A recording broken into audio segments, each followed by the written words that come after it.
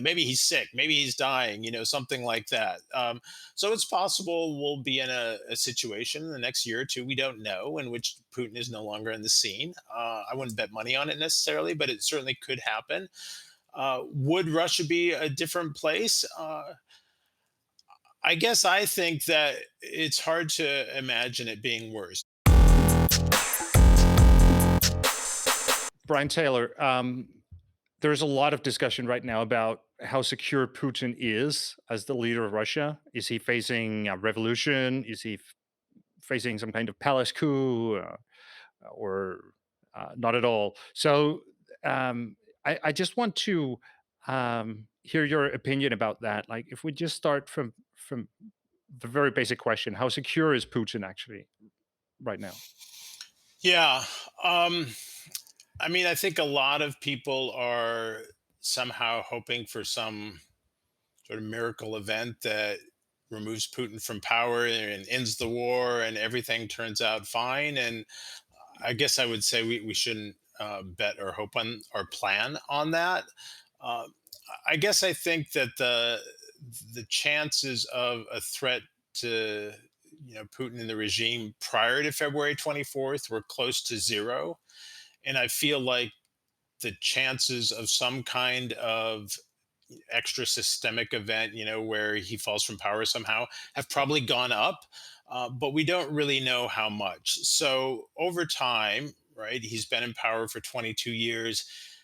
As we were talking about earlier in our conversation, power was increasingly focused in the presidency, in the presidential administration, in the Kremlin, weakening other sources of restraint on Putin and on the presidency. And so I think we need to think about a system that is very much personalist, very much oriented around Vladimir Putin as an individual. And that means the incentives for bureaucratic figures, for economic actors, and that sort of thing is to try and seek Putin's favor and not seek to undermine or oppose him. Another term that's been used to describe this type of system is single pyramid. Henry Hale uses this in his book on patronal presidentialism in Eurasia. And in a single pyramid system, all of the different factions and actors sort of seek the approval of the person at the top because it's the way that they increase their own standing, perhaps their own wealth, perhaps their own power, and it's risky to go against that single pyramid system and try and operate outside of it. And there simply aren't enough levers of influence and power outside the system created by Putin to really challenge him directly. So in that sense, I think the dynamics of the system are still the same. The one thing that I think has clearly changed is, I'm guessing, and based on reporting, we can think that many members of the elite were both surprised by the war and realized it was a mistake. So, in that sense, there may be more doubt among key actors in the system than there would have been before the war. So, what are some of the mechanics of the system that work to keep Putin in power? Sure. So we can think of this in several different ways. I mean, first, just in the most basic way, uh, Putin as president is highly secure and protected by a series of force agencies, right? There's the Federal Guard Service, which provides personal protection for Putin, is very well armed, and they also get lots of information on members of the elite. Right, so they're listening in on people's conversations and things like that. There's Rosgvardia, the National Guard, which is headed by a longtime Putin loyalist that's there for repressing internal dissent in terms of the possibility of street protest and that kind of thing. We have the Federal Security Service, which monitors different parts of the system for loyalty. They also have their own security elements available to them. And we have a pretty robust law enforcement system in terms of the police, prosecutors, investigative committees that crack down on signs of dissent and that sort of thing. So there are lots of in the book I call them leashes and clubs. So you have different actors, the media, political parties, et cetera, are on these leashes of various length and constrained by the presidential administration. And then you have all the clubs that I just referred to, uh, that can sort of whack anyone in the head who starts to get out of line. So the system is well built to, resist challenges either from members of the elite or from the masses. So if we take those two scenarios one by one, like the elite and the masses, I guess if we see some kind of uprising from the elite, we would call that a coup, I guess. Like it sounds like you don't think that's going to happen. I don't think that's going to happen, certainly not anytime soon. So, comparatively, the force most likely to organize some type of coup is obviously the armed forces. The Russian armed forces really don't have much of a tradition of that, at least for the past couple of 100 years. They tend to stay out of these internal elite political battles about who rules the country. To the extent they have become involved at various periods, it was usually at the instigation, or really entirely at the instigation, of other civilian actors.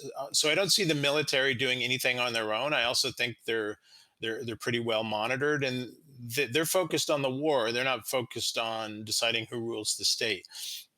Then we've got these other actors that control coercive force inside the system. But as I already alluded to, most of them are headed by people who are longtime Putin loyalists, who I think we should assume are going to continue to support Putin, continue to support the regime. That would be Rosgvardia, that would be the FSB, that would be the various law enforcement structures like the investigative committee and the police, and also the federal guard service. So I don't think, uh, from history or from comparative knowledge or even knowledge about how these systems work today, there isn't really a grouping that's in a position to challenge that. Now, the one qualification I would make is that I do think many members of the elite, maybe less in the security elite, but in other parts of the political and economic elite, uh, probably believe at some level that this war has wrecked much of what had been built in their view over the last couple of decades.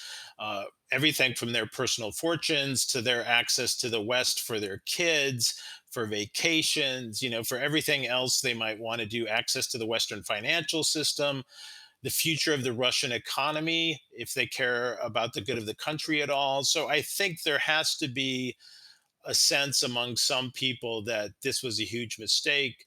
Putin has outlived his shelf life. It would be better if there was a way to get rid of him. But then you've got a big collective action problem. Who's going to try and organize any kind of conspiracy, even if they do think they'd be better off without Putin? Who thinks they could organize a conspiracy without getting caught? Who thinks it would be successful? So, absent some other shock to the system, it's hard for me to see a direct challenge from the elite in the coming months. Okay, how about from the people then, which I guess would be a revolution kind of thing, like a grassroots movement? Sure. Yeah. So, as we're talking about, these are the two canonical sources of threats to authoritarian leaders: threats from the elites or threats from the streets. Those are the two sources. So, what about revolutions? Well, during the Cold War, the coup was the greatest risk for authoritarian regimes. But we have seen since the end of the Cold War, it has become more common for authoritarian leaders to be challenged by uprisings, revolutions, what in the Eurasian space we often refer to as color revolutions. So we should not discount that possibility, given that we know many of Russia's neighbors have gone through experiences like that in the last 20 years, including Ukraine itself twice. So, uh, if we look at that scenario, the one thing I think makes Russia different from some of the places where we saw it is it's much more authoritarian now than these countries were when they went through their color revolutions. They were, maybe not democratic systems, but they were pretty competitive as a form of authoritarianism, whereas the type of electoral authoritarianism we have in Russia today is extremely hegemonic. Uh, they've eliminated opposition media. They've eliminated opposition political actors for the most part. Navalny was the victim of a state assassination attempt and then was thrown in jail. His structures were dismantled. All of his allies had to flee. So there isn't really an organizing locus for any sort of protest at the moment. And the regime has shown itself to be quite effective at cracking down on protests, both historically over the last few years, but also over the last 3 months. So now we just see pockets of protest here and there, often just single pickets, one person holding up a sign or something like that. So it would take a much bigger sort of shock to the system.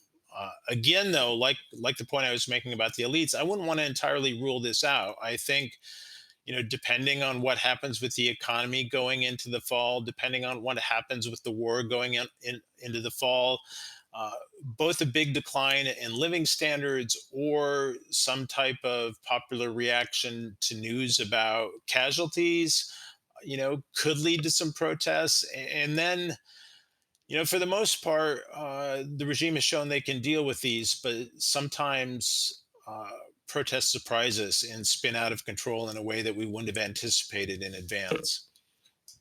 Yeah, I guess these systems are very, very stable until the moment they're not. So, Yeah, that's right. um, I just to end here, um, and I don't want to go too much into this because it's actually very close to the topic in our last sort of part of this conversation. But should we hope for some kind of coup or revolution? Would things get better if Putin suddenly disappeared? Well, we shouldn't hope for it, I guess, because it sounds like, based on our conversation, that the chance of it is pretty low in the coming time period. So we shouldn't base our policy on a hope. Now, the question about how would things change, if Putin were to somehow fall from power, and we haven't actually talked about the other scenario that everyone likes to talk about, which is, maybe he's sick, maybe he's dying, something like that. So it's possible we'll be in a situation in the next year or two, we don't know, in which Putin is no longer in the scene. I wouldn't bet money on it necessarily, but it certainly could happen. Would Russia be a different place?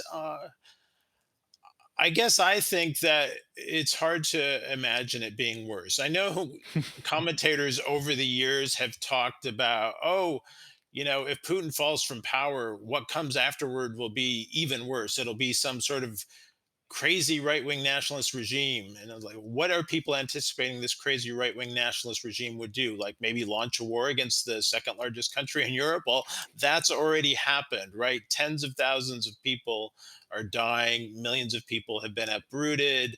We've got a territorial war of aggrandizement on the part of Russia, what seems very much an imperial war. If we look at Putin's comments just last week about Peter the Great and that sort of thing. So I guess I don't think any subsequent ruler would be worse. And I think there at least would be the prospect of some members of the elite coming together and saying this was a big mistake. We need to sort of get out of the hole that we've dug for ourselves. And in general, when these personalist autocracies collapse, or when the leader dies, they're more prone to collapse as a regime than other types of authoritarian systems. So there's a bit of comparative data on that. The number of cases is pretty small, but after 5 years, about half of these regimes have disappeared, meaning not just the leader died, but sort of his team is no longer in power and a new kind of system is there. Even if it's authoritarian, it's a different group. And looking at Russian history over the last 100 years, leadership change has often meant dramatic policy change. If we think Stalin to Khrushchev, Khrushchev to Brezhnev, Brezhnev, Andropov, Chernenko to Gorbachev, Gorbachev to Yeltsin, Yeltsin to Putin, oftentimes changing the leader brings a new direction for the country. So I think at least over time, once we move into the post Putin era, whenever that is, we will see a change in trajectory and one that I think will probably be more positive than the trajectory that Russia is on today under Putin.